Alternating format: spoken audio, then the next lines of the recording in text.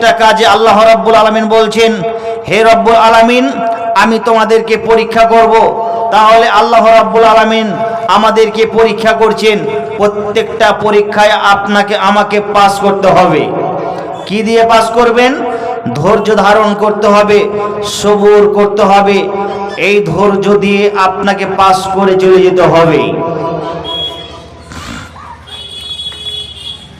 আল্লাহ রাব্বুল আলামিন বলছেন, যখন আপনি একটা মিস্ত্রি হবেন বা টেলারি করবেন, তখন আপনাকে ধৈর্যের সঙ্গে ধৈর্য আপনাকে সেই কাজগুলোতে দিতে হবে, তাহলে আপনি কামিয়াবি হাসিল করতে পারবেন।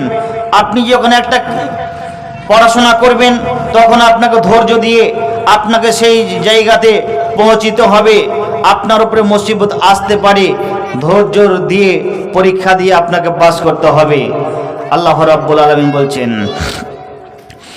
বিসমিল্লাহির রহমানির